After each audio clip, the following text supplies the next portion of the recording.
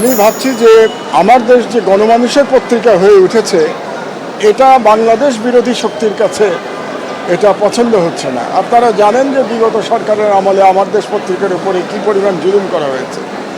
মহান জুলাই বিপ্লবের পরে আবার আমরা ফিরে এসেছি জনগণের অধিকারের কথা বলার জন্য, এবং আলহামদুলিল্লাহ গত এক বছরে আমার দেশ পত্রিকা অনন্য উচ্চতায় পৌঁছে গেছে। এখন আমরা যাদের বিরুদ্ধে লড়াই করেছি, প্রধানত ফ্যাসিস্ট হাসিনা সরকারের বিরুদ্ধে এবং ভারতীয় সম্প্রসারণবাদের বিরুদ্ধে, তো সেই লড়াই যারা করেছি তার মধ্যে একটা শত্রু বিতাড়িত হয়েছে, হাসিনার ফ্যাসিবাদ, কিন্তু ভারতীয় সম্প্রসারণবাদের আঘাত তো এখনও চলছে বাংলাদেশের বিরুদ্ধে। আপনারা জানেন যে ভারত থেকে বাংলাদেশের বিরুদ্ধে কিভাবে অস্থিতিশীল পরিবেশ তৈরির চেষ্টা চলছে। সুতরাং ভারতীয় সম্প্রসারণবাদের বাংলাদেশি দালালেরা তারা চাচ্ছে না যে আমার দেশ পত্রিকা চলুক, কাজেই তারা আবার ষড়যন্ত্রে লিপ্ত হয়েছে, তারা আবার পত্রিকা বন্ধ করতে চাচ্ছে, এবং এই কারণে এই ধরনের একটি জঘন্য মিথ্যাচার তারা চালিয়ে যাচ্ছে প্রথম আলো এবং ডেইলি স্টার আক্রান্ত হওয়ার দুঃখজনক পরিস্থিতিকে কেন্দ্র করে। এবং যেখানে আমার দেশ চেষ্টা করেছে এটার বিরুদ্ধে দাঁড়াতে, এবং আপনারা অবগত আছেন যে আমি সর্বপ্রথম বক্তব্য দিয়েছি জনগণকে শান্ত থাকবার জন্য, এমনকি মাননীয় প্রধান উপদেষ্টা ডক্টর ইউনূসের বক্তব্যের আগে আমার বক্তব্য মিডিয়াতে এসেছে। শুধু তাই নয়, রাতের বেলা যখন আক্রান্ত হয়েছে প্রথম আলো এবং আমার দেশ, তখন আমার সঙ্গে ডেইলি স্টার, যখন প্রথম আলো এবং ডেইলি স্টার আক্রান্ত হয়েছে, তখন একাধিক উপদেষ্টার সাথে আমার আলোচনা হয়েছে, তাদেরকে আমি সহায়তা দিয়েছি। এমনও তাদেরকে বলেছি আমি যে আপনারা যদি আমার গাড়ির ব্যবস্থা করতে পারেন, তাহলে, কারণ তখন রাত 1টা বাজে, আমি তাহলে প্রথম আলো এবং ডেইলি স্টারে গিয়ে নিজে আমি মব থামানোর চেষ্টা করব।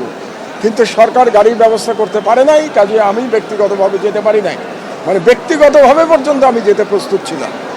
সেটার কোনো অ্যাপ্রিসিয়েশন না করে উল্টো প্রথম আলোতে যারা লেখেন সেরকম একজন ব্যক্তি মারুফ মল্লিক, তিনি অত্যন্ত লজ্জাস্কর, কি বলবো, ঘৃণ্যভাবে আমার দেশের বিরুদ্ধে তিনি বলেছেন যে আমার দেশ এটার পিছনে জড়িত আছে, এই ধরনের একটা ইঙ্গিত তিনি দিয়েছেন তার পোস্টে। এবং আরও একজন, যিনি আবার বাংলাদেশের একটি বৃহৎ দলের একজন খুব প্রভাবশালী নেতা, তিনি আবার সেই পোস্ট সমর্থন করে আরেকটি পোস্ট দিয়েছেন। তার অর্থ হচ্ছে যে তারা মিলিতভাবে আমার দেশ বন্ধ করতে চাচ্ছে, এই দুই ব্যক্তি। এখন এই দুই ব্যক্তির সাথে আরও লোকজন থাকতে পারে, তাদেরকে আমরা জানি না, সরকারের দায়িত্ব খুঁজে বের করা। কিন্তু এই দুইজন ব্যক্তির বিরুদ্ধে আমি মাননীয় আদালতে আজকে 500 ধারা এবং 505 ধারা এবং 109 ধারা, এই 3 ধারায় আমি মামলা করেছি, এবং 3 ধারার মধ্যে 500 এবং 109 ধারা মাননীয় আদালত নীতিগতভাবে গ্রহণ করেছেন। কিন্তু 505 ধারায় যেহেতু সরকারের একটা অ্যাপ্রুভাল লাগে, এই জন্যে তিনি আদেশ প্রদান এখন পরে আদেশ দেবেন। সম্ভবত 505 ধারার যে সরকারের যে অনুমতি লাগে, সেই অনুমতির জন্য অপেক্ষা করবেন, এবং আমি এখন সরকারের কাছে 505 ধারায় অনুমতি দেওয়ার জন্য আমি আবেদন জানাবো। ভাই, মানে আপনি বিগত সরকারের সময় টার্গেটে ছিলেন, এখনো কেন আপনি টার্গেটে? কারণ হচ্ছে যে দুর্ভাগ্যজনকভাবে বাংলাদেশে ভারতীয় সম্প্রসারণবাদ গত 50 বছর ধরে বিকশিত হয়েছে, এবং ভারতীয় সম্প্রসারণবাদের বিরুদ্ধে আমার দেশ সর্বদা সচকিত থেকেছে, এবং ভারতীয় ন্যারেটিভের বিরুদ্ধে একমাত্র আমার দেশ লড়াই করে। আপনারা খেয়াল করেছেন যে বাংলাদেশ বিরোধী যে প্রচারণা চলছে এখন ভারতে, সেই প্রচারণাগুলো বাংলাদেশের সব পত্রিকা বলতে গেলে নীরব থাকছে। একমাত্র আমার দেশ দিনের পর দিন এই প্রচারণার বিরুদ্ধে নিউজ করে চলেছে। প্রতিদিনের যদি লিড নিউজ আপনারা দেখেন, তাহলে দেখবেন যে ভারতীয় ন্যারেটিভকে কিভাবে আমার দেশ চ্যালেঞ্জ করছে। কাজেই ভারত কখনো চাবে না যে আমার দেশ চলুক, আমার দেশ বন্ধ করে দেওয়াটাই তার উদ্দেশ্য হবে।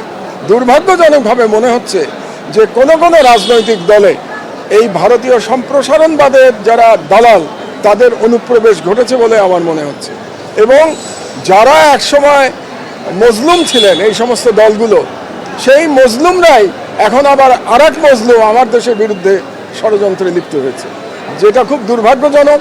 এবং আমি আহ্বান জানাবো যে আমরা মিডিয়াতে একে অপরের প্রতি আমরা সহনশীল থাকব, এবং আমরা একে অপরের অভিমত আমরা অ্যাকসেপ্ট নাও করতে পারি, কিন্তু আমরা লিখে এটার প্রতিবাদ জানাবো।